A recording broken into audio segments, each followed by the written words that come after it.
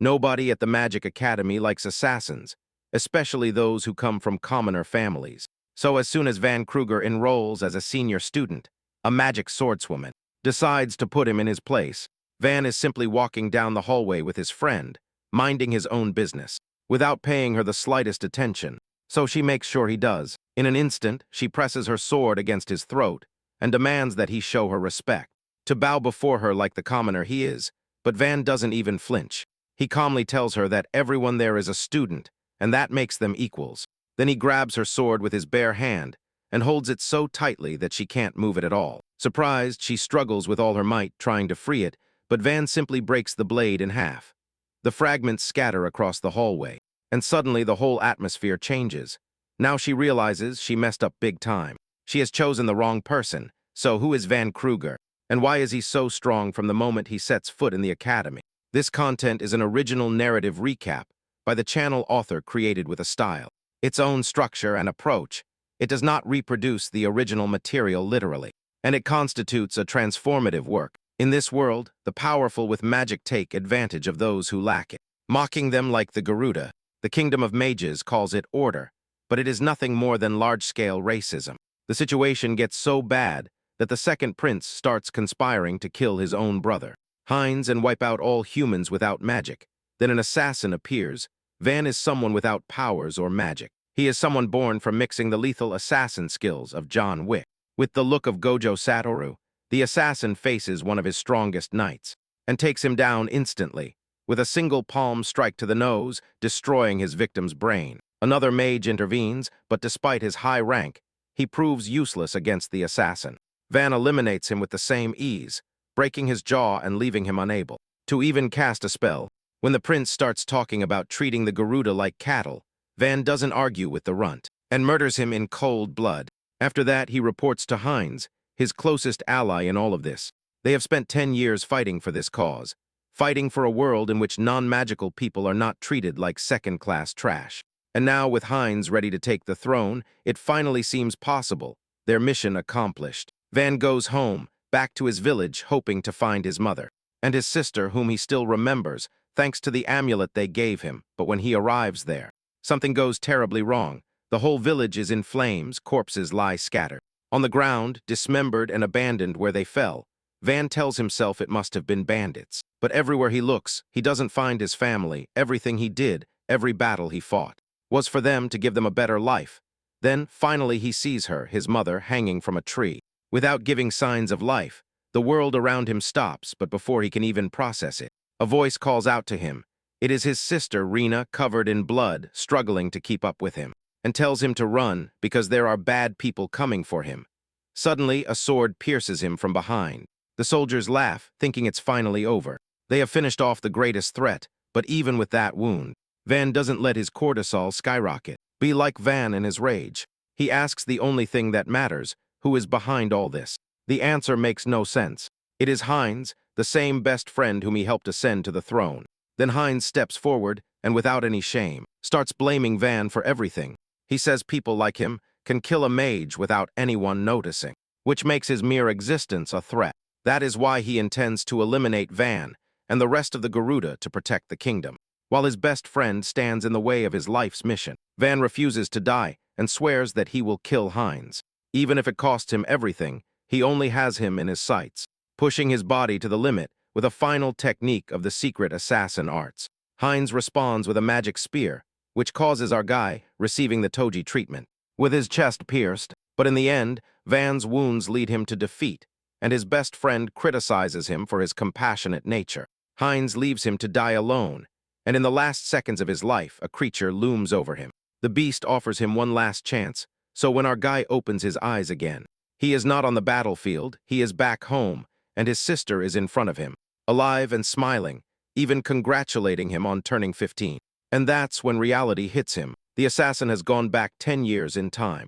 Van believes it was all just a nightmare, but the world feels too real to him, and he can clearly remember his past, along with the martial arts he mastered. Elsewhere, a young mage prepares to hunt down a heretic, while the knights accompanying her openly mock the people of the Garuda district, calling them cattle without a second thought. Meanwhile, Van tries to make sense of his second chance, wondering what he should do next.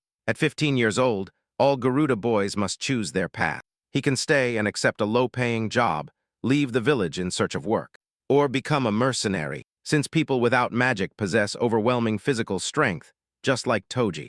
Mercenaries earn good money as scouts, but his mother is adamantly opposed to that path.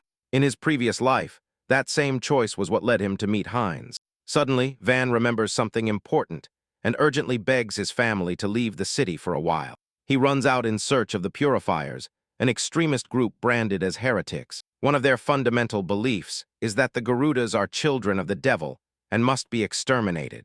And that same day, those bastards carried out a massacre in the name of purification. This time he doesn't want to hide, so he chooses his first victim to kill a mage.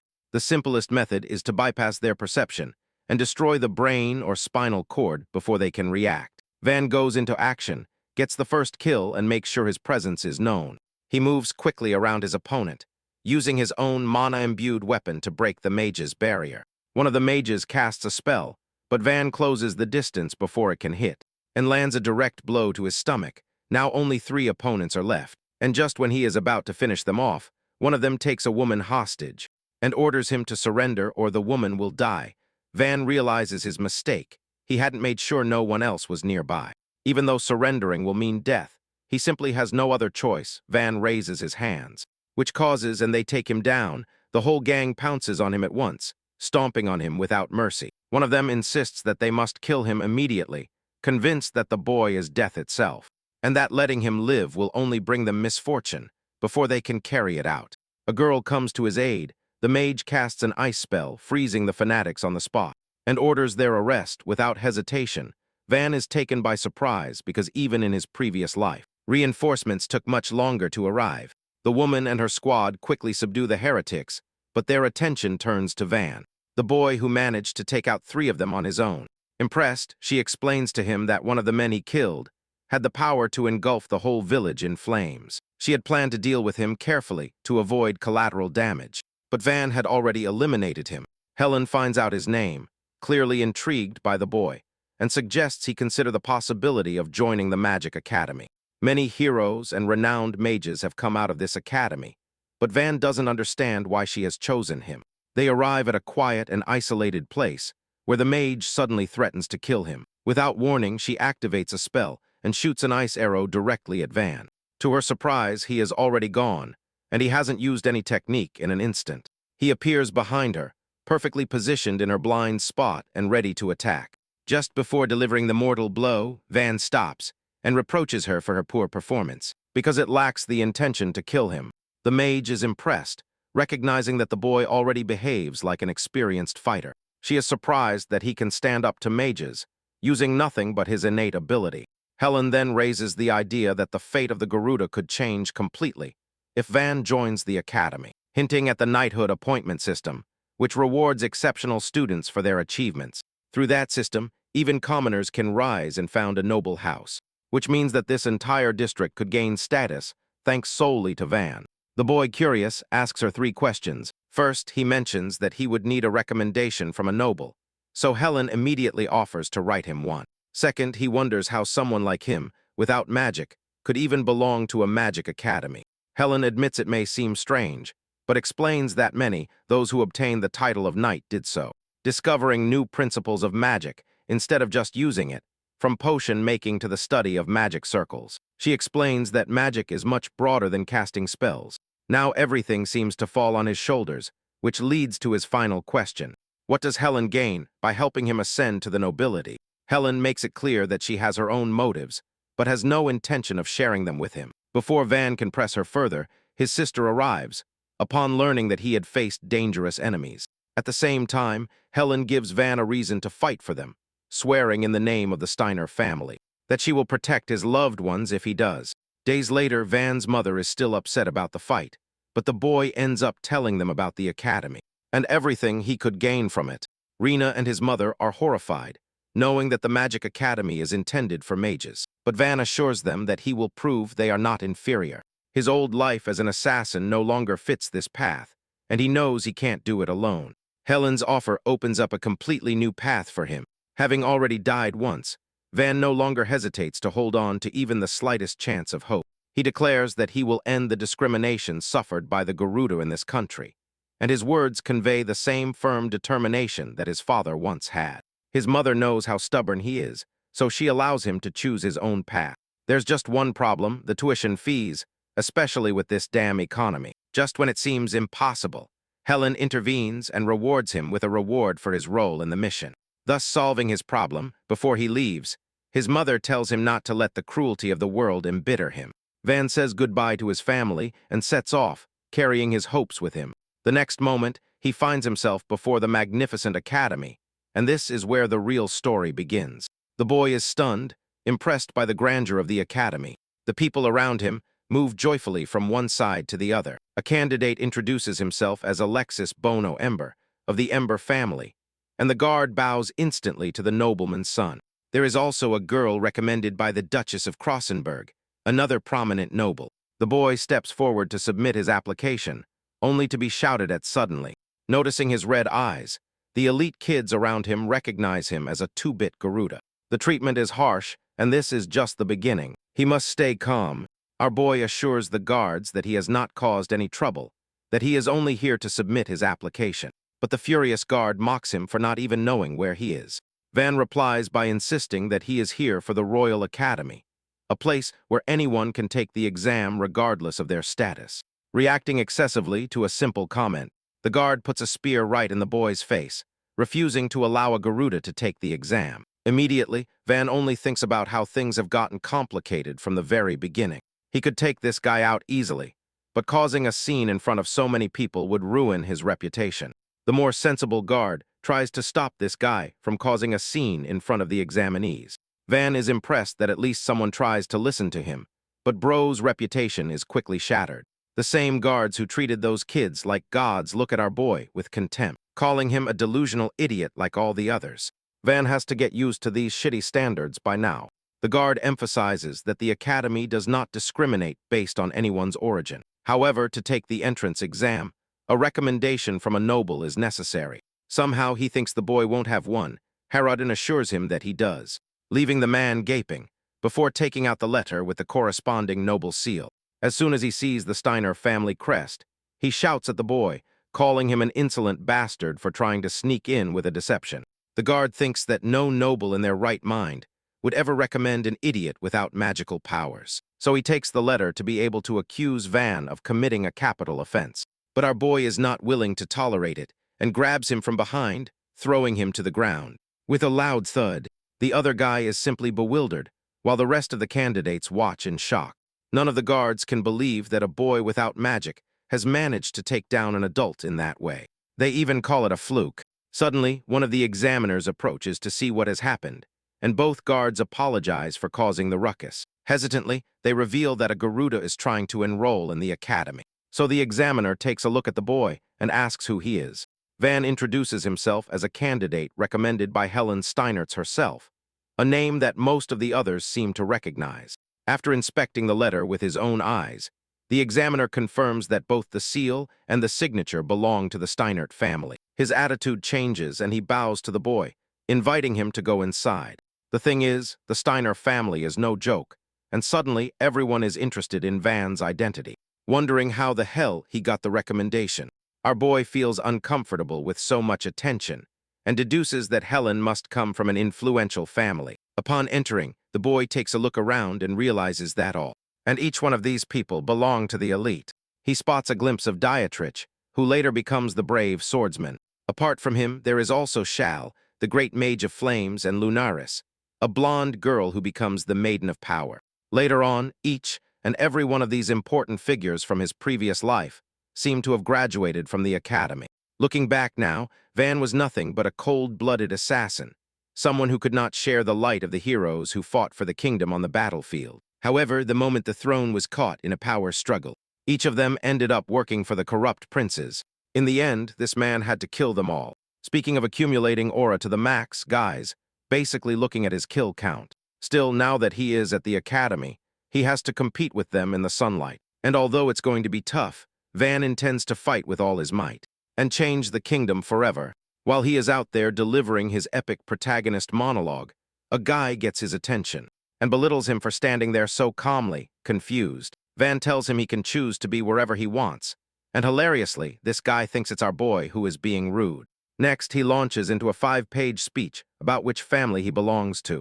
Van has become so used to this in his previous life that he thinks bowing his head might be the easiest thing. He remembers his mother's sweet words not to let the world pollute his way of thinking. Even in his previous life, Heinz told him the same thing, that bending before those who hate you will never win you equality. The man urged his friend to behave with dignity, but the kid who is pestering him right now is an impulsive brat, who puts his hands on Van, enough of being a goody-two-shoes. Van tells him that he is the one who started this confrontation, and before the younger brother could understand what he meant, he grabs him by both arms, forcing the boy to kneel. This is called spell dodge, the ability to resist the opponent's force while harmonizing one's own by manipulating the movements of the other person. In fact, it is the same technique he applied against the guard, now that the noble is on his knees. Like a good boy, Van offers him a hand, humiliating him even further. Apparently, the boy is so stubborn that he casts a magic spell that very instant to attack. But the voice of a person stops the fight. Everyone freezes at the arrival of Prince Heinz, who highlights that the Garudas are allies of the kingdom. The boy apologizes to the prince, while Heinz, with great humility, considers himself a simple aspirant like everyone else, and asks to be treated normally. He extends this same invitation to Van, but our boy is too busy absorbing the fact that this guy also happens to be a future graduate of the academy. The appearance of the 9th prince leaves the students stunned. They didn't expect him to show up for an exam, just like the rest of them. And what bothers them most is that he is kind to a Garuda, which gives him even greater status. As for our boy, he is remembering his previous conversations, as Heinz once mentioned that he had been at an academy studying a long time ago. That conversation now makes sense. The current prince thinks that maybe he has intimidated the boy, and expresses that he also feels nervous because the admission criteria for this exam are known to be difficult. He reaches out his hand. Heinz assures him that there is no reason to feel intimidated. Everyone should simply do their best. Van observes his smile with skepticism. He knows that the prince draws everyone in with that charismatic smile. But now he knows the true nature of this guy, who is actually plotting something behind that warm smile. It even crosses Van's mind to kill the prince right there, but his future would be compromised in the process. Despite his strong feelings toward the monster that killed his family, Van decides to control his emotions. Seeing his expression of disgust confuses Heinz, making him wonder what is wrong. But our boy doesn't waste time with him and leaves, refusing to show any interest in making friends. He leaves the prince with a desolate expression and the bitter acceptance of loneliness. Even the elite candidates are perplexed, coming to the conclusion that people without magic are animals. A man roars loudly. Silence! It is the examiner who has come to announce the end of the registration process for the examinees. Next, they will be escorted to the exam site, a place known as the Forest of Shadows. The name seems intriguing to Van, and in the next scene, we see all the examiners standing near the site. The supervisor addresses them, welcoming them to the forest, which will also be used as a testing ground for the annual exam. As you already know, the academy is known for training elite students capable of driving the future of the kingdom, which means they don't want talentless beginners. The first test will be held based on the candidate's basic magical competence. Also, the First of the Shadows is known to be a mana-drenched land, and in the deepest areas a flower blooms. The task of the examinees is to collect 10 of these flowers. Against their goal are the hungry monsters that inhabit the forest, and that also possess mana, which means it's not going to be easy. Now, our boy expected the test to be difficult, but he had no idea they were going to have to fight beasts from the very first moment. Another rule is that any kind of interruption is forbidden, but team play is allowed, or group play for this exam. At the same time to pass, each person must collect 10 flowers. According to the supervisor, forming large groups could end up being a disadvantage. The time limit to reach the goal is until sunset. Finally, the examiner intervenes and explains that each candidate will be given a badge, and that by crushing it, an examiner will be notified to come and rescue them. However, breaking the badge will also mean immediate disqualification.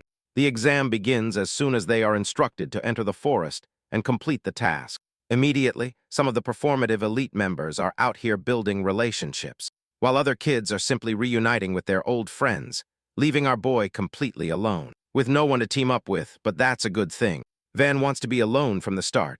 He steps forward to pick up the badge, but the supervisor looks at him intensely. He hands the badge to the boy, letting Van head into the forest. There is also a boy following in his footsteps. Anyway, Van is no coward and wants to get into action from the very first moment. So he faces a beast with mid-level magical capacity.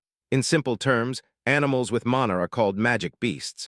Their physical abilities are much more powerful than a human's, and dealing with them is usually more complicated than with a human. The creature charges at our boy, who remembers that since he became an assassin.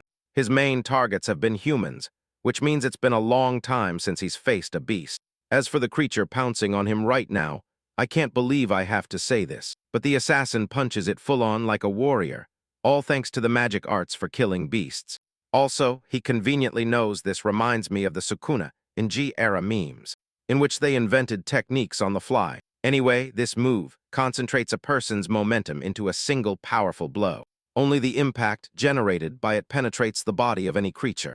Normally, it is difficult to hit, but for magic beasts that act on impulse, it is the safest move to finish them off in one blow. The beast falls dead before the boy, while Van remembers how, even when he was an assassin, he had to face magic beasts and learn to finish them off that way. By the way, he also knows his stalker is watching him, but he pretends he doesn't care, and simply moves on. Actually, it is revealed that they are two thugs who cannot believe such a boy exists. Refusing to believe, he defeated the creature with pure strength. They theorize that he must have used poison, a cheap tactic that won't work against them. At the same time, his friend reminds him that it is forbidden to interfere with other aspirants. But in reality, the examinees think it's just a bluff, because no one wants to see a Garuda pass the exam. And not just because that Van insulted the prince. So this brat thinks killing him will never bring the blame down on him. The colleagues have the justification of the diagami, with the IQ of a yamen character. By the way, in the next scene, we see the supervisor, escorted to a giant cell. The man demands the key, while the guards ask him if what he is about to do is really okay, assuring them that the beast is controlled by magic. The scoundrel intends for his target to be tearing apart the boy who snuck into the entrance exam. Everyone wants to kill the Garuda boy. After all, rejecting candidates with a recommendation is impossible for them.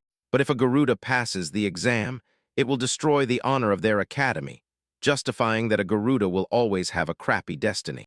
The man intends to go ahead with his actions. Still, the guard reasons that other candidates could be in danger because of the beast. However, the supervisor believes it's fine because Van is alone, which means no candidate should be getting near him anyway. With the key, he opens the door with a kick, screaming at the beast to go and kill the disgusting Garuda to defend his academy's legacy. The scene changes to the purple-haired examiner, the one who senses something is weird about this year's exam. The supervisor returns to him and asks if there is any strange news, while the examiner reports that everything is quiet for now. He asks where that guy went, while the guy comments indifferently that he was just making preparations. His malicious expression is something the younger boy notices immediately, sensing that something is wrong. Back to the van, our boy goes into the forest and locates some flowers that match the description he was given. They are the precious flowers, tears from heaven. All he has to do is pick one and go back. But before he can do that, he urges the stalkers to come out once and for all. The two thugs are surprised that he has followed their movements until now, mocking Van for having a dog's nose, refusing to fall for the attempt to provoke him. Our boy replies that he is simply used to cowards attacking from behind. Hilariously, the brother realizes he can't even say something like that, since he is an assassin who uses the same tactic. Both thugs mock him for not having a place in the academy, which they will prove on their own. Van calls them out for their crappy logic, and expresses that the real reason is that they want revenge for their crappy pride. Adopting a combat stance, my goat assures them he will beat that pride out of these brats in one hit. Pissed off, both boys cast a spell, preparing to attack him. Identifying the threat, Van realizes one of them is a mage and the other a magic swordsman. He wonders how he should face them, since combat styles are usually divided into three main types. The first is the most common, mages who cast spells, and the second type consists of imbuing weapons with mana. They are called sword mages. Finally, the third type consists of physical enhancement.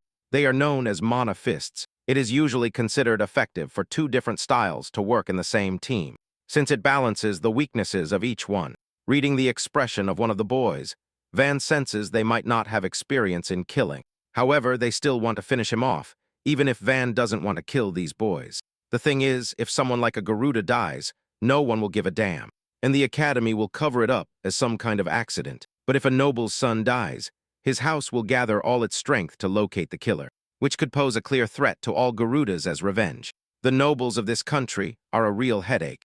They got their lands by fighting wars, so they have no qualms about entering into conflict. However, our boy doesn't want to go down that road this time, as he intends to remain in the light. That's why he won't use any lethal technique in the fight, and instead, he'll choose to crush their spirit, forcing them to surrender. His determined look bothers the thugs, especially Volcott, who launches his powerful Zorwin of Spow to shoot blasts of wind at our boy. Although Van is able to dodge the attack, he still suffers a small cut. The boy praises him for his sharpness, since he just used a lethal blow. Our boy doesn't have much to say about the wind cut, while the noble is out there giving him another 12-page S on the special invisible sword technique of his family. In other words, it's something like his cribs cut and dismantle. Since you can't see those attacks, the boy takes his victory for granted, practically demanding the Garuda to kneel and beg. But Van says it's a pretty crappy summer spell.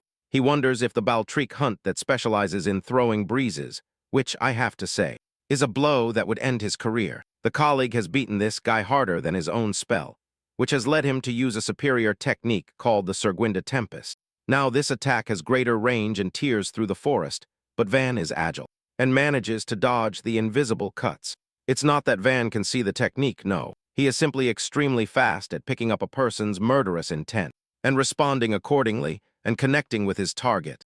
Van lands a strong punch to his stomach, leaving this guy out of commission for days, leaving him knocked out. The other boy, a magic swordsman, tries to play it cool. He launches himself against his opponent. Van immediately looks at his hand and senses what type of fighter he is, because as long as he avoids the sword, it's like any other weapon, except this isn't exactly the easiest thing to do either, because only the tip of the weapon moves several times faster than a normal punch. However, our boy has lightning-fast reflexes that allow him to lunge and grab his opponent's hand instead of wrestling with the sword itself. Next, he cleverly redirects the arm, making the boy stagger, before delivering a lethal karate chop to take him down. The second boy gets up again. Van dares him to come closer and try one more time, because if he does, he will stop holding back. The boy wants to raise his hands in surrender, begging for the fight not to continue. Suddenly, our boy senses a powerful presence nearby. His instincts tell him that things are not as they should be, and worried about the others, he begs them to get the hell out of there. In front of him appears a creature drenched in red, a monster so threatening that it leaves them paralyzed on the spot. With a single blow, he sends all three flying into the air, causing them to crash into the ground. Van processes what just happened. His face expresses horror at the approaching infernal boar, a threatening and high-ranking monster that shouldn't even be in this forest. The boar is about to crush them. Once again, infernal boars are generally known as the Cursed Fangs. They have monocharged charges as powerful as siege magic. In other words, a few hits and you're dead. Van knows this is a dangerous battle and tells the other two to run. One of them accepts his suggestion, but the curly-haired one refuses to run, which surprises our boy.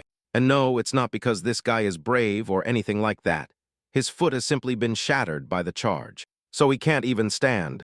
Van is too busy focusing on the injured boy to pay attention to the monster that, literally, is on top of him. The situation has become confusing because he doesn't even have the option to run while carrying the boy, since the creature will catch up to them, especially because they have the habit of pursuing marked prey. The second option is to break the badge and call an examiner, but then reinforcements will take time to arrive too. The boy with the injured leg believes he's useless to go on and insists on his friend leaving, maintaining his pride to the end. As a member of the Baltrique family, the boy wants to settle this on his own, however. His friend refuses to abandon his comrade and believes that doing so would only dishonor his own noble house, as the Nipo fight for brotherhood. Van continues to feel uncomfortable. He tells them to crush the badge.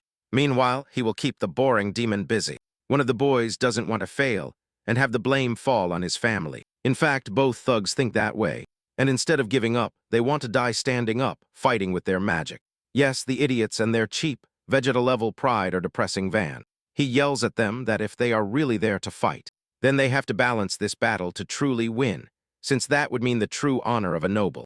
Instead of understanding his position, they keep calling him Garuda. Anyway, the infernal boar is taking its time to let them talk for so long.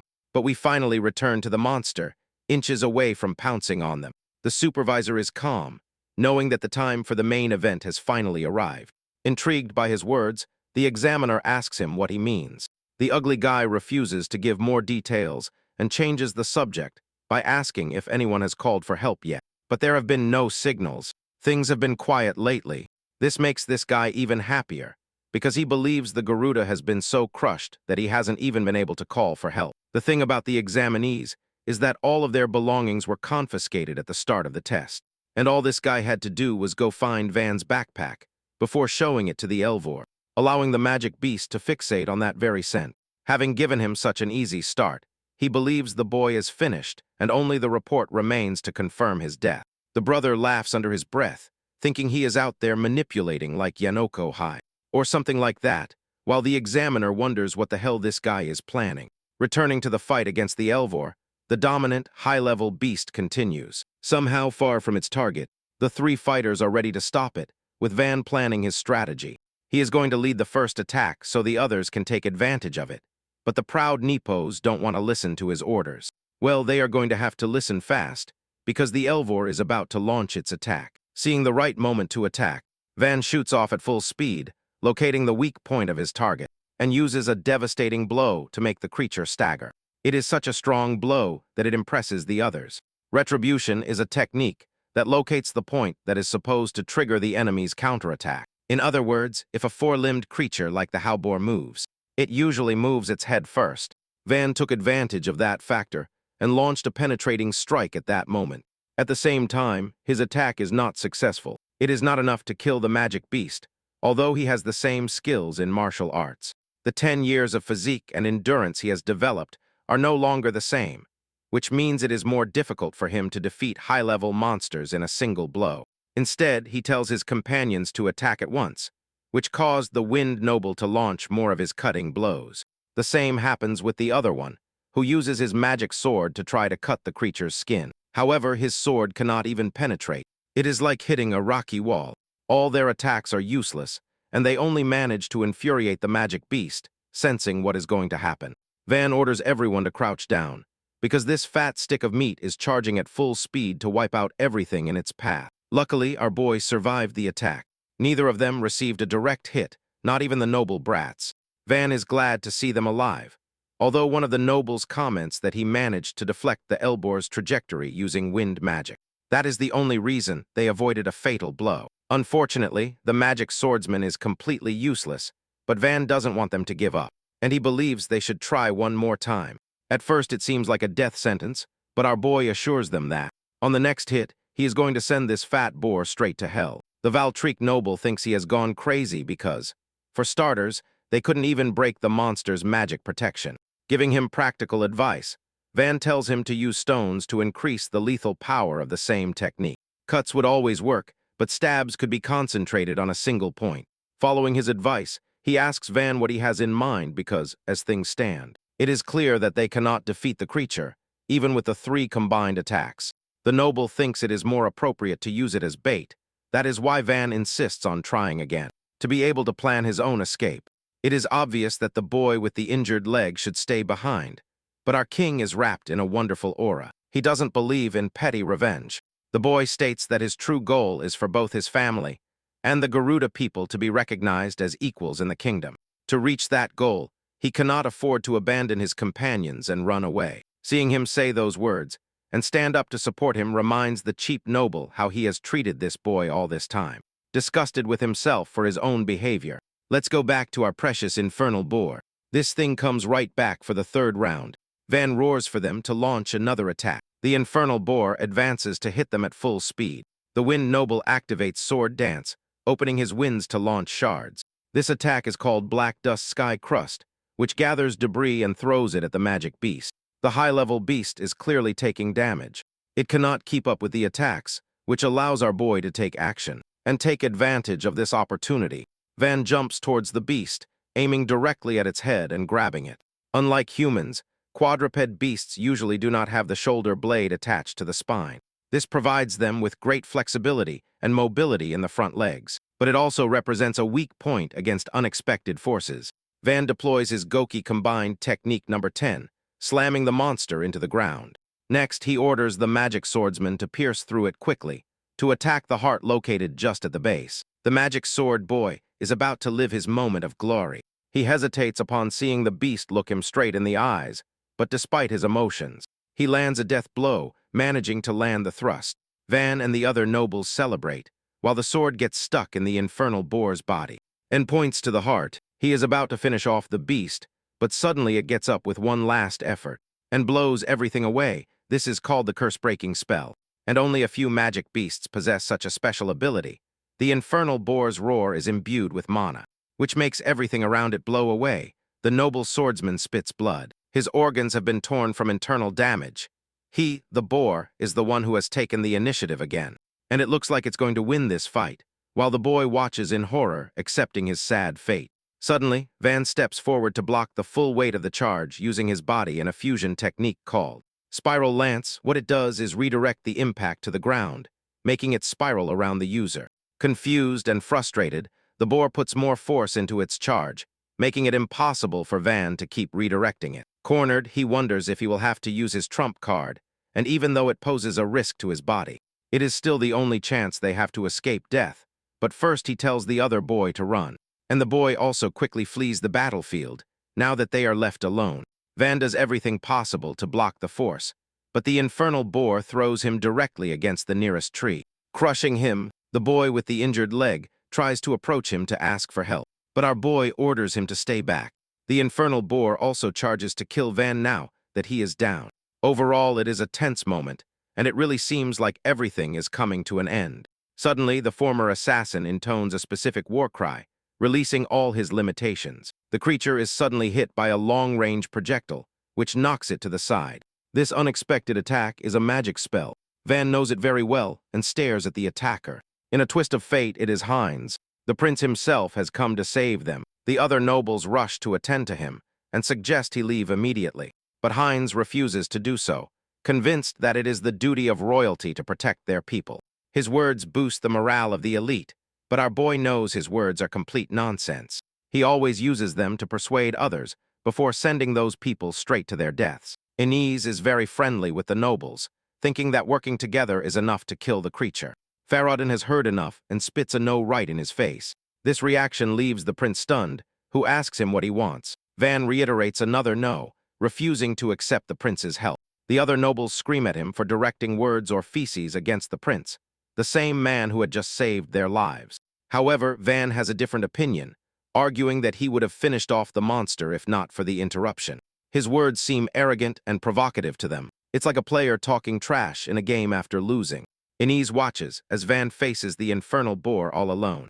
The cool kid even orders the prince to sit back and watch, as he will handle everything on his own.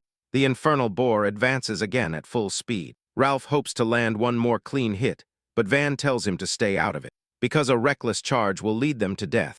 Not even the Valtryke boy can take another hit. Everyone is clinging to their last lives. Van orders them to be prepared and wait for his signal. Inez, slightly annoyed, watches with curiosity. The moment arrives, and Van signals them that they have to finish off the monster. Now he is the first to jump into the attack, facing the beast directly back there. He has lost his cool, but this time he is not going to use the trump card technique, and he is going to handle the fight strategically, like last time. The Elbor lunges at him, but our boy counters with an impulsive uppercut. After having already missed 3 charges, the beast began to take them seriously as competent opponents.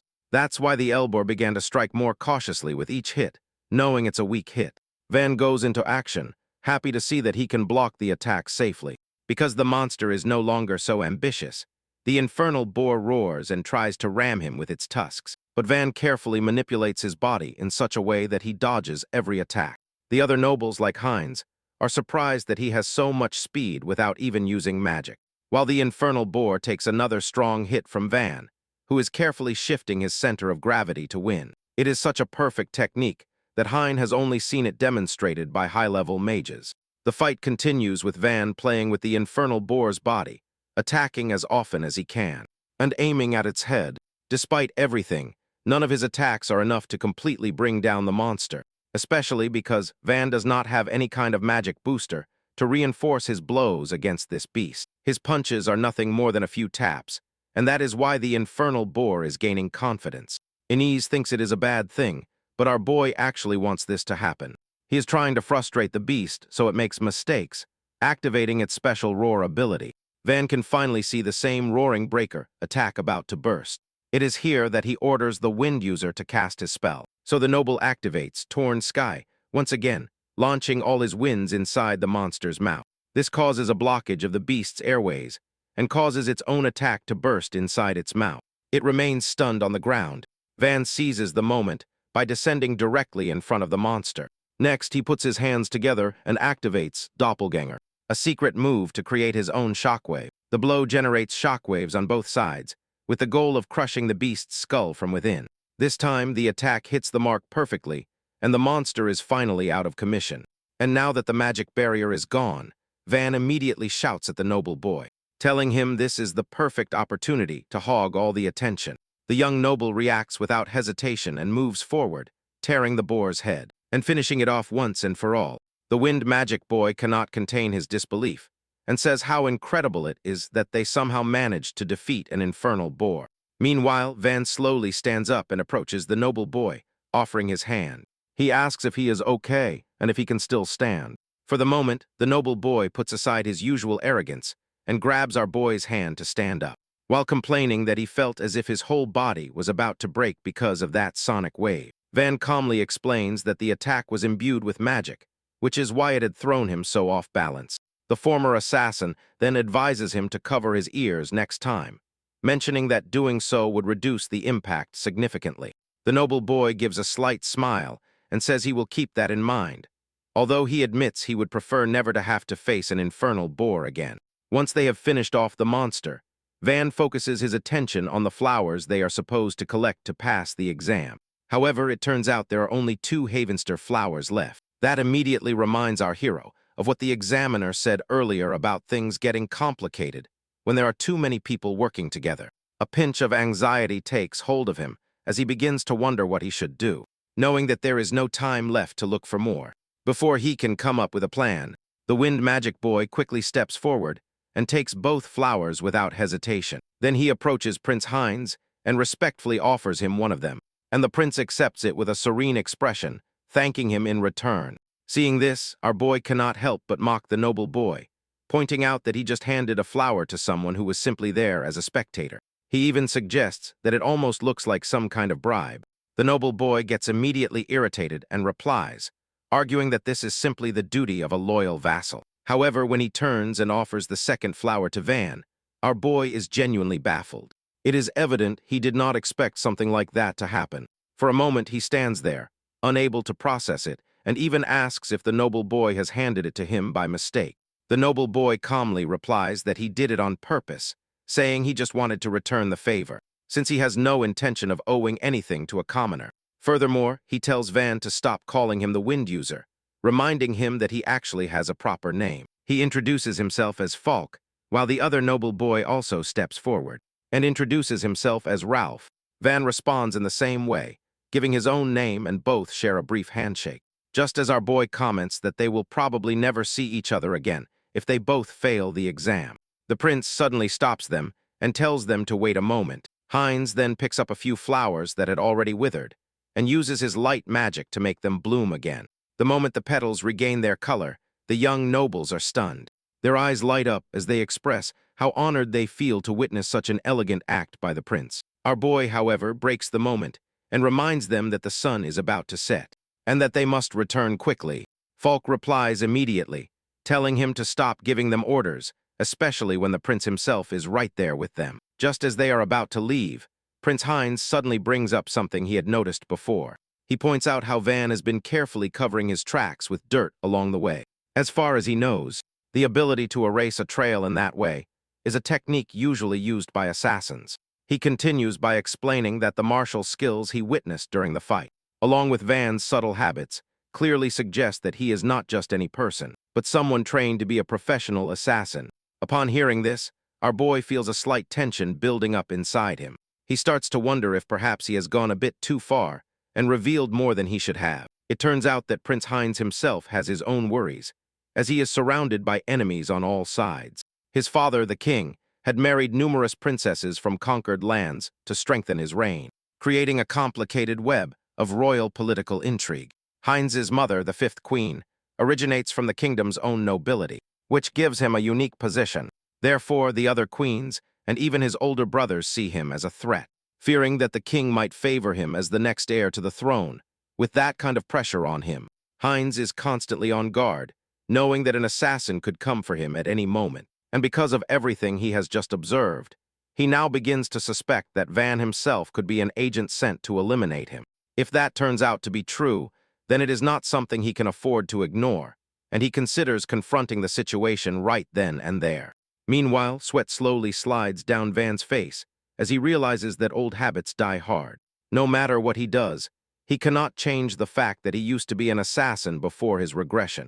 The real problem is that he cannot admit something like that, and even if he did, no one here would truly understand.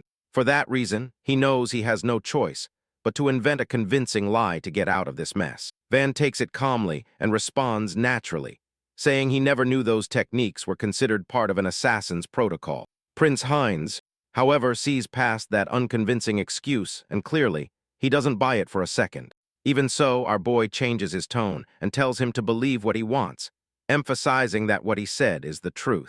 With each passing second, the atmosphere becomes more tense. Van then begins to walk slowly toward Prince Heinz. Falk intervenes immediately, trying to block his path, but the next instant, our boy disappears from sight and reappears right in front of the prince, and naturally places a hand on his shoulder. He tells him he was just joking and asks him to stop making such a serious face. And intimidating, Van then explains that he is simply not used to speaking politely, downplaying it by saying he is just a country boy who was never taught these types of manners well. He gives a slight bow, carefully maintaining his composure while ensuring he doesn't reveal what he really feels inside. Heinz, however, is not interested in beating around the bush and tells him to stop dodging the question. He brings up Van's footwork again, pointing out that it looked almost like teleportation, and asks him directly if he is an assassin. This time, Van finally gives a more credible excuse, claiming he learned that move from Helene Stanhart, the same person who recommended him for this place. Then he lies, saying the lady had advised him to hide his techniques whenever possible, since martial arts are the only real weapon he has. Deep down, the boy feels a slight sense of guilt for using her name without permission. But at the same time, his answer seems to finally reassure the prince, although Ralph seems visibly shocked the moment he hears her name, making it clear that her family enjoys a prestige that extends even among royalty. Upon hearing such a powerful name, the prince remembers the woman known as the Lady of the Ice Flower. He knows very well that she is among the most prominent figures at the academy. The only thing he finds hard to believe is that someone like her is familiar with assassin techniques. But he doesn't dwell on it for long. After all, he is sure that her house would never be involved in something as dangerous as planning the assassination of a prince. Ralph then interrogates Van, asking him why someone of Helen's caliber would ever recommend a nobody born in poverty. Our boy simply responds that he himself doesn't know the reason, explaining that the only thing she told him was to go to the academy along with her recommendation. The prince intervenes and shares his own assumption, suggesting that Helen might have planned to train Van personally, and eventually incorporate him into her house. The other young nobles begin to agree, after witnessing Van's skills firsthand. With that, the prince finally softens his tone and politely thanks him, admitting that he could have been in grave danger if he had faced the beast on his own. He openly says he owes Van his life, and even bows slightly to show his respect. Van, however, remains as blunt as ever, and comments indifferently that, for starters, they weren't fighting for the prince's sake. Falk immediately reprimands him for his disrespectful attitude. But our boy doesn't care in the slightest, especially after everything that has happened. The prince silently notes this, realizing how the boy chooses to throw subtle insults at them instead of asking for any kind of reward. As the turn comes to an end, the students begin to return from the forest. Some carry the flowers they managed to collect, while others return bruised. Exhausted and empty-handed, a sense of dread hangs over them, as they worry about how they will face their families after failing to secure a spot at such a prestigious academy. Meanwhile, the cunning professor cannot help but feel increasingly uneasy. Since the prince has not yet returned, he had carefully ensured that there were only weaker beasts in the forest that the prince could easily deal with. What worries him even more is the fact that the infernal boar hasn't appeared either. Just then, a group of 4 finally emerges from the forest, and although the professor is relieved to see the prince safe and sound, that relief quickly turns to anger. The instant his eyes land on Van, the examiner greets our boy and asks if he is safe and sound on the other side. His professor completely loses his composure and blurts out that he should already be dead. Playing innocent, our boy calmly asks if it bothers the man that he survived. The professor quickly realizes he messed up and forces himself to keep his composure. The man says he was just surprised to see that Van has returned alive. However, Van naturally informs them that he is not alone either. One by one, the boys come out from behind him, struggling to drag a huge piece of baggage across the ground. The professor almost has a heart attack, looking in disbelief at what he thinks it is. Even the examiner is left open-mouthed and asks if that really is a magic beast. The students explain that they suspect it was sent to assassinate the prince, so they brought the head as proof. Both instructors fall silent, but for very different reasons. The examiner cannot understand how something so dangerous ended up wandering through the forest, while the professor is stunned because it failed to eliminate its target. All eyes turn toward the professor when he is taken by surprise again. Fortunately for him, His Highness draws everyone's attention by openly praising the group. The moment he sees the prince standing there, unharmed, the professor's disappointment deepens. The examiner respectfully asks His Highness if he participated in the battle. The prince calmly responds that he just observed from the side. In that instant, the professor realizes that he is in a dangerous situation. If someone finds out that he has released a magic beast against the prince, his career, and possibly his life will be over. His Highness then innocently asks the professor why he is so unusually pale. The professor immediately changes tactics and begins to praise the prince's supposed achievement in having killed such a powerful beast. His Highness kindly corrects him, reminding the distracted professor that he didn't do anything of the sort. The real heroes were the others, and most importantly, Van was the key figure who, on his own, ensured their survival. This comes as a surprise to both instructors. Everyone is completely alarmed, refusing to believe that Higalda could be the strongest among them.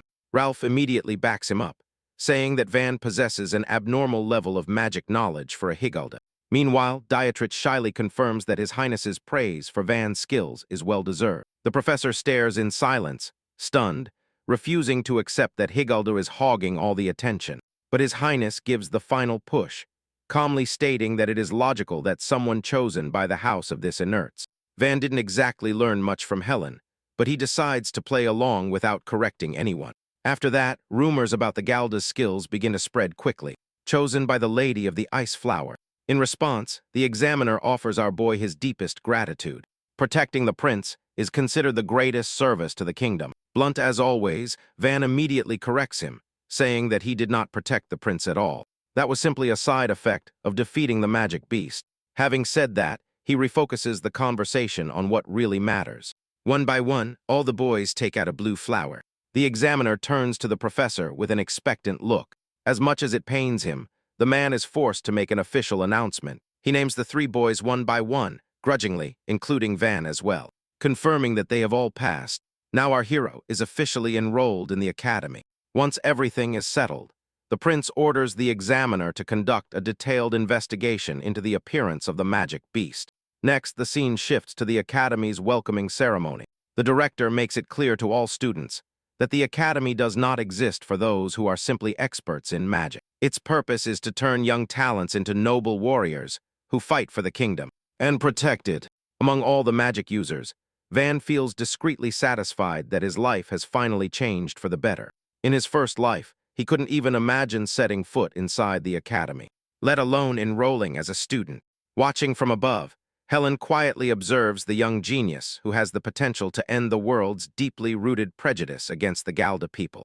Later, she walks down the hallway, which leads to an intricately decorated door. Inside the room is a round table with 5 seats, of which only one remains empty. The other 4 look with anger at the young woman who is testing their patience. Princess Corina Rado criticizes Helen for arriving with such a satisfied expression after having made her waste her valuable time. Meanwhile, Amelia Rodabalt remains calm and simply asks what the purpose of this sudden meeting is. The silent Arnaud Claudes states that there is only one item on the agenda tonight. The 8th Prince, Yana, explains it clearly, saying that their purpose is to decide how to deal with the imposter who is among them. Confused, Amelia wonders aloud what exactly he means by that. Arnaud then explains that the admission of the first Galda student in history caused a great stir among the nobles. Corina mocks the decision, joking that at this rate, they might as well start enrolling monsters. However, the one who seems to have the biggest problem with the admission is Vane's Leonis. He turns bluntly toward Ian, the last member of the 5 Radiant Crowns. He demands a damn good explanation for why she recommended a disgusting Galda to his prestigious academy. At the academy, nobles and powerful mages from all over the kingdom gather under one roof. Even among elites like them, it is common for fights and disputes to arise over matters of pride. To manage these conflicts, 5 students, known as the 5 Radiant Crowns, have disciplinary authority over the academy. Leonis demands an explanation for why someone of Helen's status would make such a foolish decision. Without hesitation, Helen responds that she witnessed Van's strength with her own eyes and recognized his talent to the Sword Princess. However, she has a hard time putting the words strong and Galda in the same sentence. She refuses to believe that people cursed from birth can be anything other than weak and useless in combat. Even the calm and serene Amelia agrees that it is illogical. A race that possesses no magic simply cannot hold its own in a fight. Leonis comments condescendingly that it seems Helen lacks that basic common sense. Helen gets angry when he mentions common sense. She says that common sense is nothing more than an excuse to stop people from thinking and to impose absurd beliefs on others. Leonis begins to boil with rage, unable to bear a woman undermining his authority. At that moment, Arnault calmly suggests a practical solution. They can simply check if Van really has the skills Helen claims. Leon is not immediately interested in the idea. He goes further and proposes a punishment to humiliate Helen. If Van fails the test, Helen is not sure what he is up to. She politely warns him not to underestimate her choice. That comment irritates Corina, who volunteers to personally evaluate his skills. Leonis gives her his full support to crush the outsider. As she passes Helen, Corina mockingly asks her if the Galda boy has amused her. Corina makes it clear that the only thing she is interested in is destroying Helen's favorite toy, along with that very proud attitude she has. A week passes since classes started. Van walks alone through the hallways. Except for the occasional glance and the silent hostility, things are going surprisingly well for him. He remembers how, in the previous class, the professor asked him an advanced question about magic theory. To expose him, all the students remained silent because the topic was way above their level.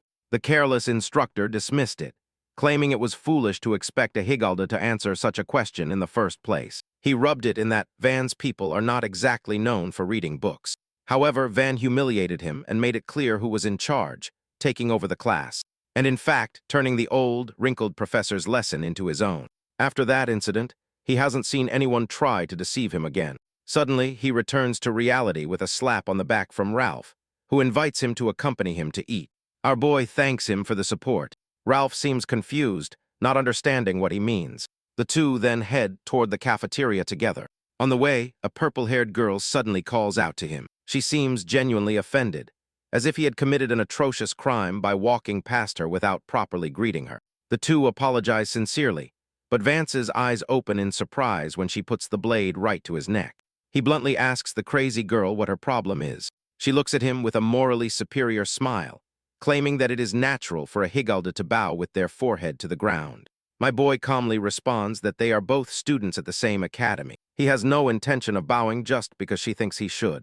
Upon hearing that, she asks him coldly if he even understands what his true condition is within these walls. Suddenly, Ralph steps forward to defend his friend, saying that she is crossing the line. The girl insists that imposing discipline is necessary to ensure that everyone continues to obey their superiors. Van nods slightly, agreeing that elders deserve respect. However, he doesn't like it that an unstable stranger tries to impose that respect at sword point. He firmly grabs her sword, preventing her from pushing or pulling it away. With a sharp twist, he makes her panic. She puts more force into the blade, and at that instant, he lands a precise blow which splits it in two. When she recognizes the cutting-edge technique, the girl, previously so arrogant, starts to sweat profusely while attacking him with a low-quality zinc alloy sword. It was a beginner's mistake. Zinc swords are popular among novices because they channel magic easily, but they are too fragile for serious combat. The girl complains bitterly that she is not allowed to carry a proper sword on campus. That privilege belongs exclusively to the 5 Radiant Crowns. Upon hearing that title for the first time, Van feels curious. Just at that moment, the Sword Princess enters the scene and formally accuses him of disrespecting a superior and of destroying private property. The purple-haired girl immediately lowers her head and addresses her as Lady Corina. The mere name triggers a strong reaction in our hero's memory. In his previous life, there was no one who didn't know the name of Karina, the Bloody Sword. His brain freezes, wondering why the Angel of Death herself is here. Inside the academy, Van remembers those times when he lived as an assassin. Before his regression, the kingdom was wrapped in multiple revolts. Among them was a ruthless Puritan faction known as the Ring of Annihilation. White, and the name he remembers most from that group is Lady Corina. He remembers her as the Bloody Blade, a terrifying figure who had massacred countless heroes. To end the White Ring of Annihilation, the kingdom had to make immense sacrifices. All that chaos ended up leading to another devastating conflict, the war for the succession to the throne. Our boy had only seen Corina once on the battlefield, but that single encounter was enough to permanently engrave her image in his memory. Therefore, he cannot understand what one of the future greatest enemies of the kingdom is doing here, standing in its own prestigious academy. While Van is lost in these thoughts, Corina realizes that he is staring at her and adds it to her list of offenses. She calls his behavior rude, pointing out how he stands agape looking at a senior student. Our boy apologizes quickly, but at the same time mocks the idea, commenting naturally that he does not see her as someone above him. The young noble tries to prevent Van from provoking her further, repeatedly warning him of who she really is. She explains to him that she is one of the 5 Radiants. When our boy seems clueless, Ralph intervenes and clarifies that the 5 Radiants are the top 5 in the academy, individuals whose skills are on a completely different level. He presents Corina as a prodigy who entered the academy at 13 years old. Upon hearing this, he connects the dots and realizes that Karina must have originally been the daughter of a high noble. The fact that he never knew it in his previous life means that her past must have been hidden after she became a rebel. He never imagined that he would meet her here, at this stage of his life. That thought leads him to something even darker. Van starts to wonder if this could be his chance to eliminate her before everything gets out of control. If he eliminates her now, he could erase the roots of the future rebellion. And if that rebellion never happens, then the War of Succession wouldn't take place either, which would also mean that Heinz might never ascend to the throne. While the boy remains absorbed in his thoughts, Corina notices again. She warns him that she has official permission to carry a real sword, and then adopts a posture so refined and lethal that she seems capable of killing someone in an instant without even revealing the movement of the strike. Ralph urgently tells our boy to apologize before he puts his life in danger, but Van calmly responds that he first wants to confirm something and tells him to step back. He adopts his own combat stance, effectively provoking her to attack. The Princess of 1,000 Swords, already irritated beyond all limits, lunges with the intent to kill. Her strike arrives at a speed that normal eyes cannot follow. Harridan dodges it by a hair, receiving only a slight scratch instead of a mortal blow. Corina quickly declares that she is suspending the punishment for now, insisting that she will continue it later, and then leaves the area together with the purple-haired girl. When they arrive at a secluded place, away from any observers, the purple-haired girl asks her why she let the boy go. The thousand-blade sword princess hesitates for a moment, maintaining her composure. Then she crouches on the ground and responds that it wasn't her who let him go. She makes it clear that this incident must not reach anyone else's ears, while showing the wound the boy caused her. Next, she remembers that she had already seen this before in an old martial arts book, and it is known as the heart point. It is a vital point that affects the nerves, so the victim is paralyzed and cannot walk correctly. After this, the purple-haired girl asks if it was a tie, but Corina remains silent. Inside, she is sure that it wasn't like that at all. What actually happened was that, during the fight, she was aiming for his neck. However, Van managed to sneak up on her and mercilessly attacked her weak point. She tried to back away to dodge it, but because of that, she missed the strike. Then our boy pounced on her and struck her on the vital point with lethal precision. Corina is even more shocked, since this is exactly the same move taught in renowned fencing schools, and she wonders where on earth Van could have learned it. The purple-haired NPC is high on copium and claims there was no tie at all. She continues saying that Karina is the winner, since she was the last one left standing. The Sword Princess pretends to agree with her, but deep down, she knows that the truth is that this specific vital point doesn't kill the person. But it hurts a lot, so this move was done on purpose. If it were a life-or-death situation, she is sure she would have gotten a tourist class ticket straight to the afterlife. Leaving those thoughts aside, she stands up and says she was careless. However, next time she will make sure to bring a sword to finish off that Galda once and for all. Returning to our hero, Ralph asks him what exactly he wanted to confirm at that moment. Van ignores him, but the guy keeps insisting, demanding an explanation, however. Our hero remains lost in his thoughts, realizing that, despite her hostile attitude, the sword princess was holding back a lot and didn't even use her special magic skill. Although she called it punishment, she didn't actually try to do anything serious. Van then says out loud that Karina is a nice girl, which catches Ralph by surprise. But our hero is now completely sure that she is not the bloody sword for the time being, and sets out to help change her destiny. Ralph simply drops the subject, saying that our boy probably hit his head too hard, or something like that. When Van returns to the classroom, everyone stops talking immediately and avoids his gaze. Then he sits in his seat, and all his classmates immediately start gossiping about what happened in the hallway. Our boy draws a nervous smile, but then his two henchmen appear and assure him that the opinions of the rabble will always stink. Ralph offers to accompany him to apologize to the Sword Princess, while Falk assures him that he will get his father to fix things. Van tells the two kind-hearted boys to stop sticking their noses in other people's business. He teases them by saying they have completely changed since they met, but he appreciates their help. However, he intends to resolve the matter with his own hands. That leaves the two henchmen surprised, and they ask him what he means by that. Our hero tells himself that, to prevent the bloody sword from ever existing, he has to face her here and now. Van then drops a sarcastic joke, saying that the 5 Radiants are nothing more than students in charge of discipline at school, so they aren't anything special. Falk and Ralph are stunned by his comment and ask him if he is really aware of what is happening. Just then, everyone's attention centers on Helen, who enters the classroom and shouts his name. Leaning back in his seat, he asks her what is happening. She politely asks him to accompany her for a moment, promising him that it won't take long, since she soon has another class. He looks at her in silence for a moment, but this is not an invitation he can refuse. After they leave together, the whole class is stunned. No one had ever spoken to the Ice Flower Girl in such an informal way. The scene shifts to a tea table located in the middle of a flower garden, a perfect place for a private conversation. Helen smiles kindly while communicating to him that the 5 Radiants have decided to send Karina to test his skills. He responds with sarcasm that her warning is a bit late. Elaine remains cheerful and admits that he didn't expect Karina to challenge him so soon. Karina is destined to lead the famous family of luthiers and swordsmen, so her extraordinary skill does not surprise Van. However, he senses that she is not simply another talented heiress. There is something deeper in her. Helen tilts her head and asks him what he means, not knowing very well how to express it. He says she looks like someone who has abandoned everything in life except sword training.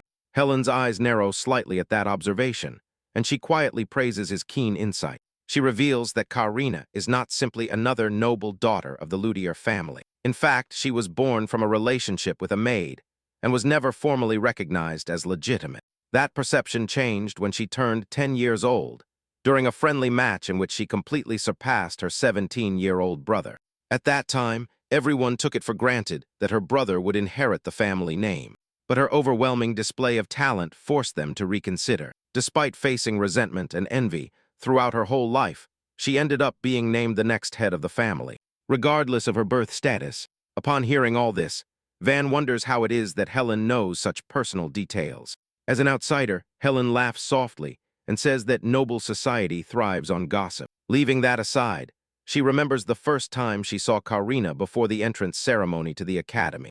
In a formal meeting, the girl was alone in a quiet corner, while no one even bothered to greet her. She remained silent, calm, watching how her father ignored her presence, and spoke with others as if she didn't even exist. His lack of love and her indifference were clearly visible in her empty eyes. And soulless, seeing the concern she shows for the girl, he asks her why she didn't approach Karina back then. Helen explains that it was very simple. As heiress of another powerful noble house, intervening would have been difficult. It would be considered an intrusion by the Steiners into the internal affairs of the luthier family. Van sighs, seriously annoyed by how exhausting noble traditions are. Helen continues saying that Karina probably doesn't even remember that night. And just as the family politics are unfolding, she fears that the girl will end up taking the wrong path. Van's expression turns serious while he asks her what she would do if that were to happen. Helen responds without hesitation that she would use every last drop of her power to stop her. Otherwise, she could never erase the remorse of the past buried in her heart. At that moment, all the pieces begin to fit together.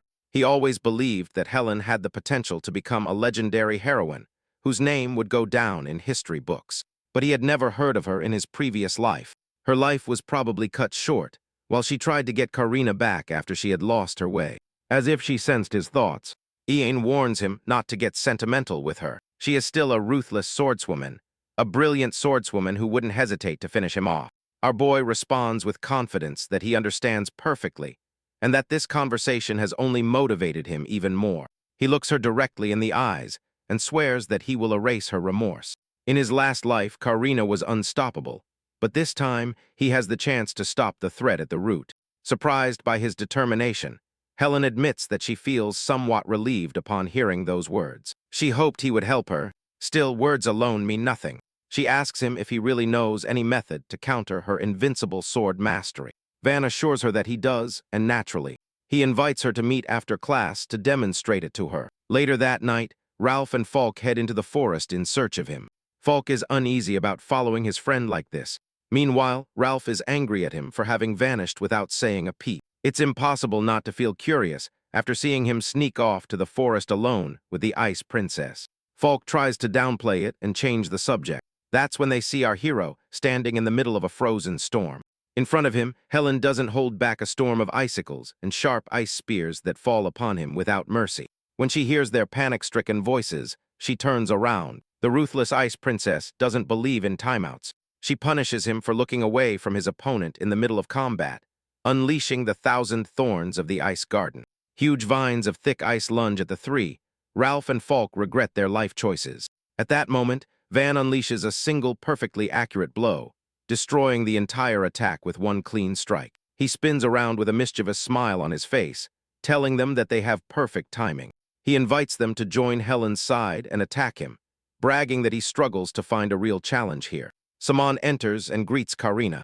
Karina is not in a very good mood today, so she asks him point-blank if His Highness needs something. Saman responds that he doesn't want to pressure her, but that he is curious to know what she has planned to face the Garuda in the duel.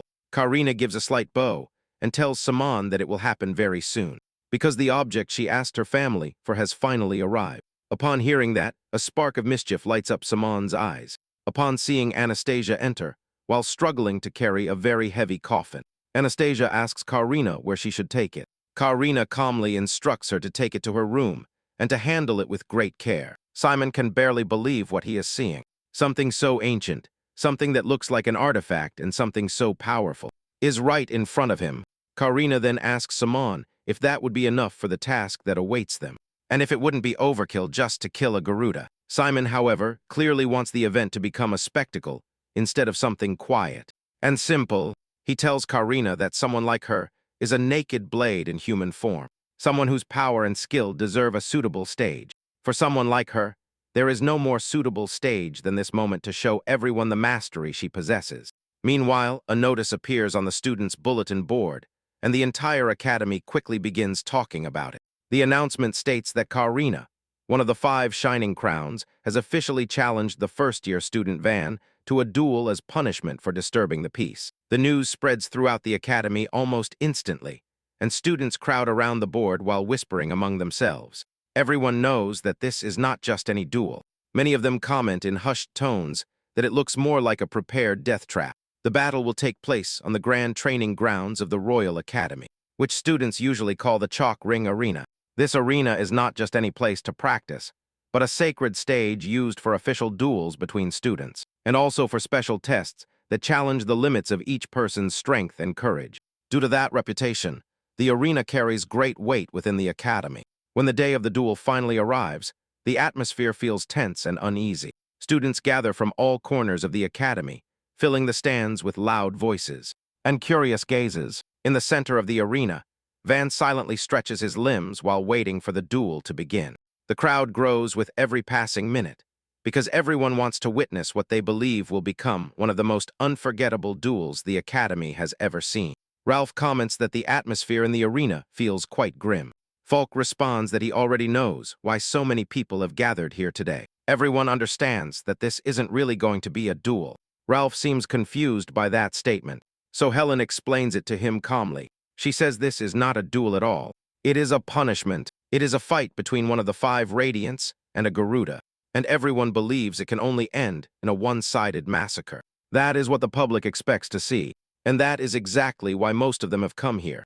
Ralph responds that perhaps that is the usual way the others see it. Then Falk finishes his thought and says that they already know what kind of power Van possesses and that he is not someone who can be measured with common sense. Helen then looks towards the prince who is watching the arena from above and comments in a low voice that even he seems to believe the same. Indeed, Prince Anise is among the spectators and observes everything with calm attention. Saman sees him from a distance and asks himself, why has the prince come to see this duel?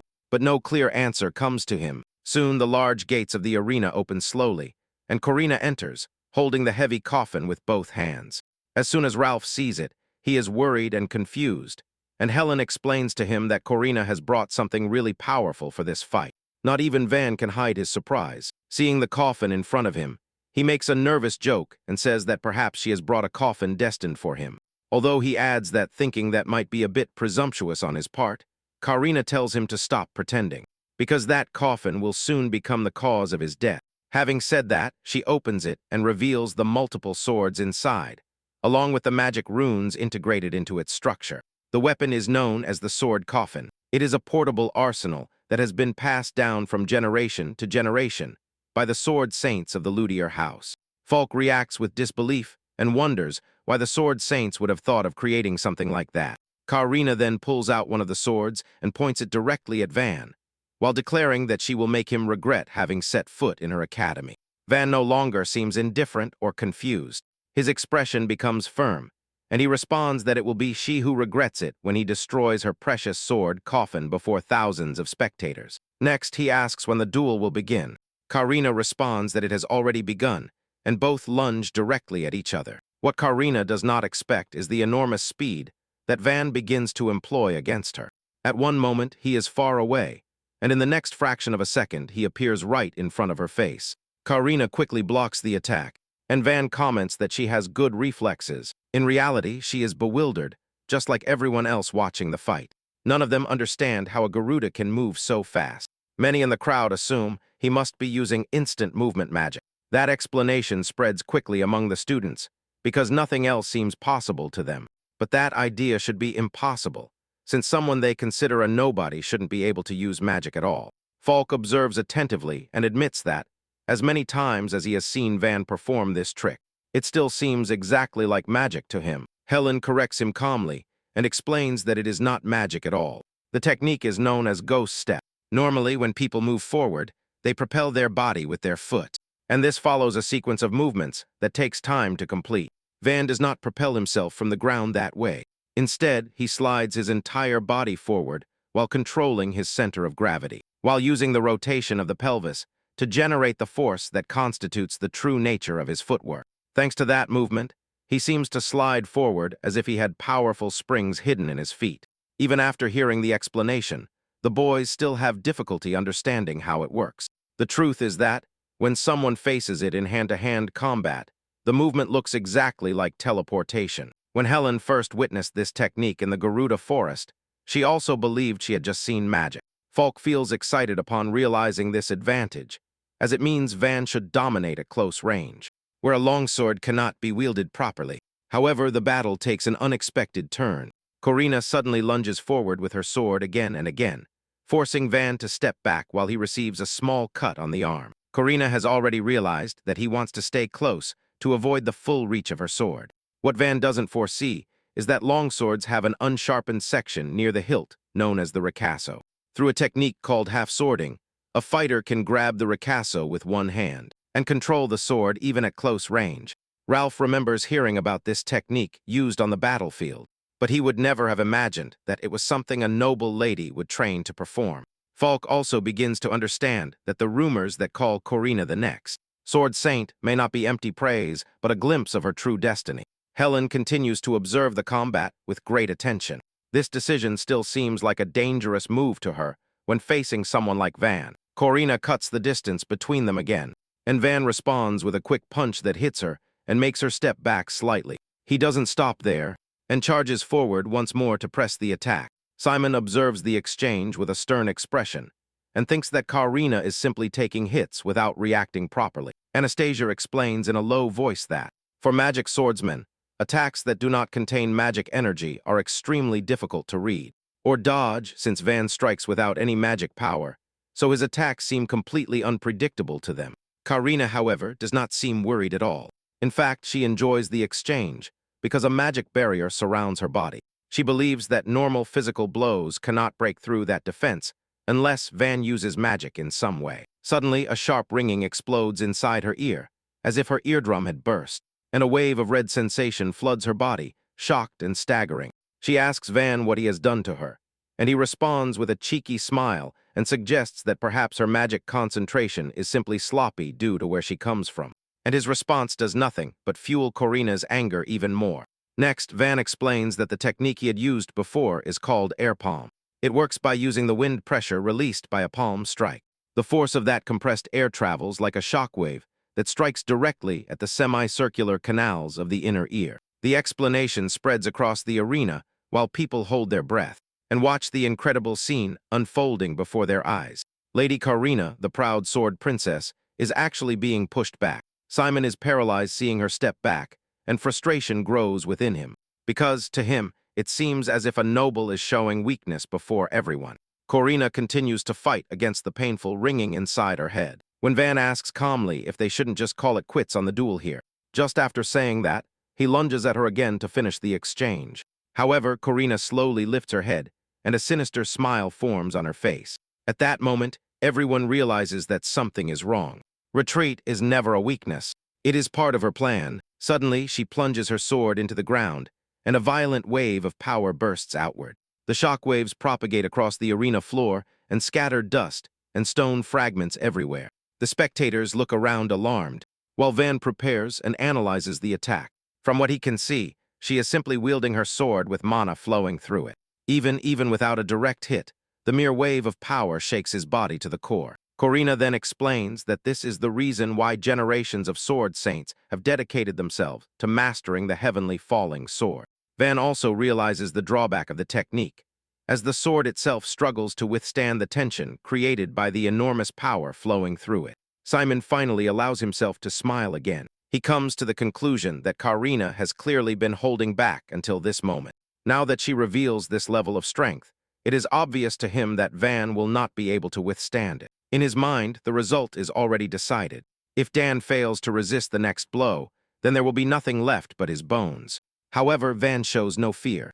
Instead, he calmly tells Corina that she should treat her weapon with more care. Corina responds that she normally would, but that she now intends to end this stupid duel with the next strike of her sword. At that moment, she releases even more power into the blade.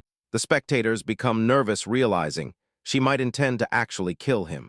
Ralph and Falk whisper nervously to each other while trying to understand what is happening. Helen interrupts them and explains the situation to them clearly. She says that Van's attacks are hitting the mark, but they still lack the power necessary to defeat Corina with a single blow. Corina, for her part, possesses the Haddon Fall sword, capable of annihilating Van with a single blow. This means that Corina is deliberately allowing his attacks to hit her, because she wants to turn the fight into a spectacle.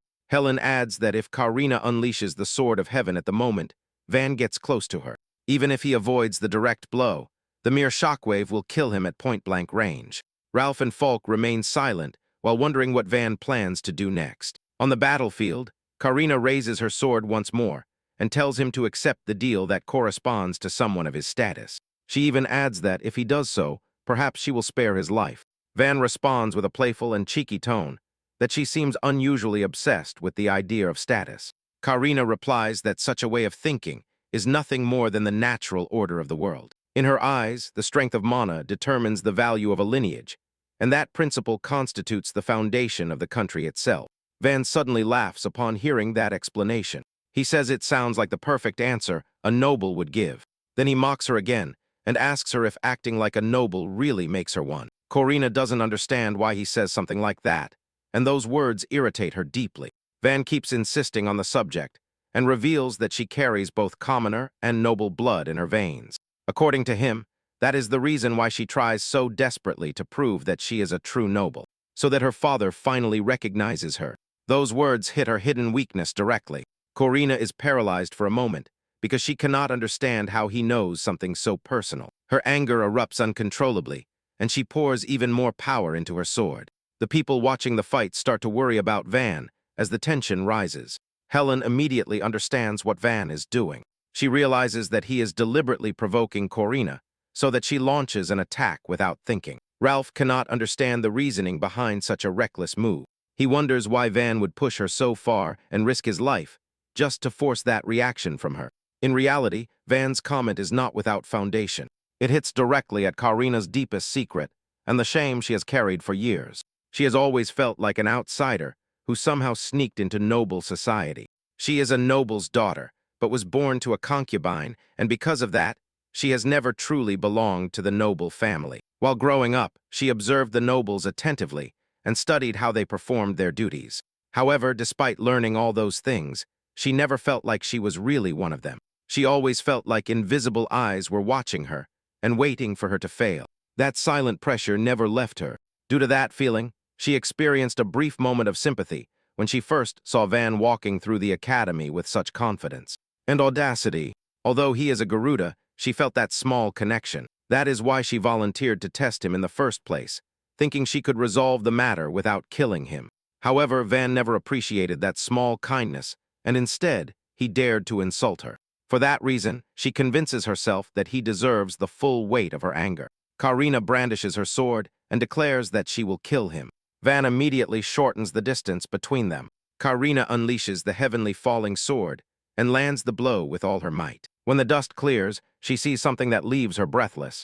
Van has used his own hands to stop the attack and now firmly holds her huge sword. The public cannot believe what they are seeing. A disarming technique has just neutralized a sword using nothing but bare hands. Everyone believes that something like that should be impossible. In actual combat, no one should be able to stop a descending sword with just their hands. However, what Van performs before them becomes something completely new.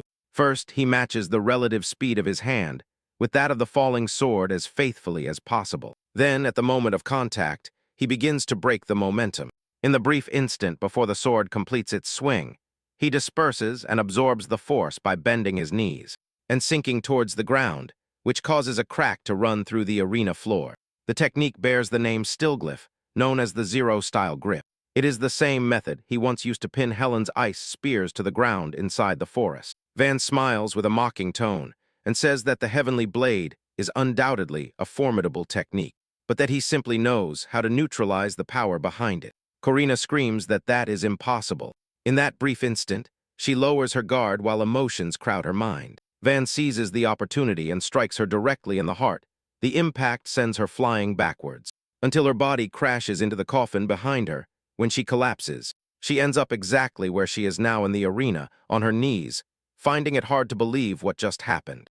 The entire audience falls silent and holds their breath while observing the thousand-blade sword princess who has been forced to her knees. Some spectators even begin to wonder if this is the true power of the Garuda people. Simon and Anastasia grit their teeth in frustration, while Ralph and Falk cheer silently in their hearts.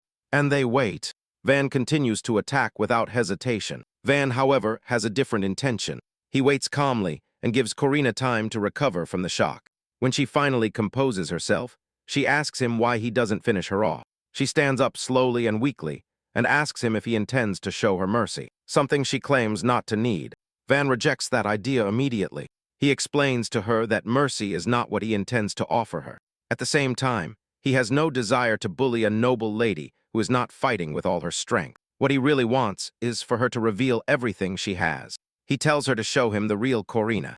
His words wound her pride once again like an insult. In response, Corina unleashes all the power hidden inside the coffin. She puts her hand inside and pulls out one of the most famous weapons in the entire country. The sword is known as the Star Ring Sword. It is a spring sword forged with an extremely thin and flexible metal, which bends and moves in unnatural ways.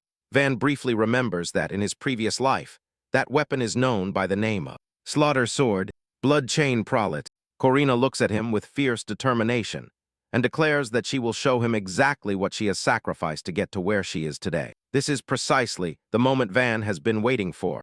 Corina declares that, if he really wishes to see all her power, she will gladly show him. She warns him that, if he cannot withstand what comes next, the fault will be only his.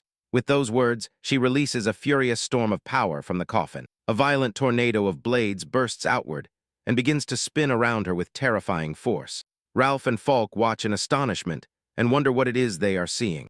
They try to understand if it is simply another form of sword handling. But the truth is something much greater. Helen explains to them that the technique is a national magical arts circle known as Requiem. She tells them it is a definitive technique that only a handful of members of the luthier family can reach through magic.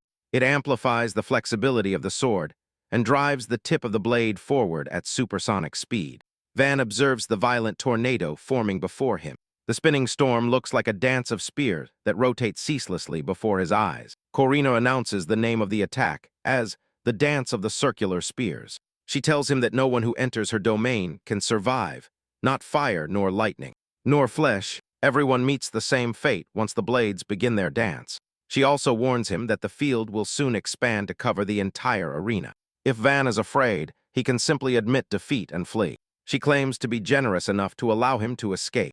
If he insists on remaining inside the arena, there will be nothing left of him, not even his bones. Van listens to her without showing the slightest fear. He responds calmly that she doesn't need to bother expanding the attack, because it will be he who goes to her. Van then closes his eyes for a brief instant. When he opens them again, he realizes something new. The tornado moves at an incredible speed, but it is not really invisible. Faint lines of movement glow in the air, and finally he can see the trajectory of the blades. At that moment, he activates a technique called tachypsychia. It is a strange phenomenon in which the brain suddenly accelerates its processing speed under extreme stress. It is an unnatural defense mechanism that humans possess, and that helps them locate the best path for survival. While drowning in an avalanche of information, ordinary people experience it only by chance. Van has mastered the ability to activate it whenever he wants. Using that heightened perception, he enters directly into the raging tornado. Just as he predicts, he is not destroyed instantly. Instead, he moves through the storm without it tearing him to pieces. Simon notices the ease with which Van deflects the attacks, and even the prince watches with growing confusion and fascination. Van has already understood the principle that governs the weapon. In a spring sword, the center of gravity always remains at the tip of the blade. That means the entire attack depends on that single point of movement. If he strikes only the tip, then he can break the technique and win the fight. Corina looks at him in disbelief and admits that he is truly a monster. Van responds calmly that it is not about being a monster. He simply works harder than most people. Just like her, Corina does not understand what he means by that. Her anger begins to grow again. When Van continues speaking, he tells her that the spring sword chooses its own wielder. Anyone who lacks true mastery would end up cutting their own body with the blade. Being born into a lineage of swordsmen is never enough to control such a weapon. Then he asks her how many years she has dedicated to mastering that single sword. Corina is slightly paralyzed because she has never stopped to really think about that question. Her mind goes back to a distant memory from her childhood. She remembers a moment when her father once taught her how to wield a sword. Perhaps for him it was just a fleeting whim, but for her it became a precious moment, because she finally felt a bond between them. In that brief instant, she believed she could feel her father's affection. Unfortunately, that moment never happened again. Her father was overwhelmed by state affairs, and no longer had time to take care of a daughter born to a concubine. He already had a family to protect. Corina finally decided that she would perfect her sword skills. She believed that if she became stronger than everyone else, surely her father would one day recognize her as part of the family. From that moment on, she trained without rest. Day after day, she kept practicing without rest. The endless training gradually transformed her into someone terribly powerful. One day, she finally defeated her half-brother before numerous witnesses. After that victory, the silent gazes around her disappeared. But in return, she began to live under the constant fear and resentment of others. Even her father began to look at her with unease. The weak sympathy he once showed completely vanished. He formally recognized her as a legitimate heir and admitted she was his daughter, despite being born to a mistress. However, the truth became too heavy for him to bear, and in order to protect his family, he ended up deciding to turn his back on her. At that moment, Corina understood that the only thing she really possessed was her sword. From then on, her existence left no room for denial. She swore to prove her worth with overwhelming strength, so that no one could ever abandon her again. That was the only path that, according to her, would allow her to earn her father's recognition. In that of her house, back in the arena, Karina demands to know what Van could possibly understand about such things. Her anger drives her forward, and she lunges at him again. The spinning swords manage to make some small cuts on his body while he attacks. However, her movements now seem slightly slower and more limited. Van notices the small gaps that form in her attacks. Instead of retreating, he steps forward and closes the distance again. Karina feels bewildered by his decision. She wonders why he dares to approach her when everyone else has always fled from the reach of her sword. She cannot understand why a man who possesses no magic refuses to retreat. This is the story of Van, an assassin without magic who, in a world dominated by mages, became a true monster solely thanks to his skill, experience, and cold mind. He was betrayed and everything he lived for was taken away, but fate gave him a second chance. And this time he will not be anyone's tool. He himself will rewrite the rules of the game. The best part of this story is not only how strong the protagonist is, but how he uses his power. Van has no magic, but he completely breaks the system built around it. His combat style, his way of thinking, and his strategy are so unconventional that even the most powerful mages fail to understand what is happening. It is especially satisfying to see the clash of the weak against the elite, when someone whom everyone considers trash brings geniuses to their knees. And aristocrats. Furthermore, the story has a strong theme of betrayal, revenge, and second chances, which adds excitement and tension. But to be honest, the story is not perfect. If you have already seen many similar titles where the protagonist returns to the past and becomes extremely powerful, some moments may turn out to be predictable. Also, Van demonstrates a very high level of power from the beginning, and some might find a real sense of danger lacking, or gradual progress. Still, the story is engaging thanks to its atmosphere, the charisma of the protagonist, and the way he gradually destroys the concept of strength based on magic. Will he be able to really change the system this time? Or will the world, built on inequality, try to destroy him again? Write in the comments what you think. Give it a like if you want a continuation, and subscribe so you don't miss the next part.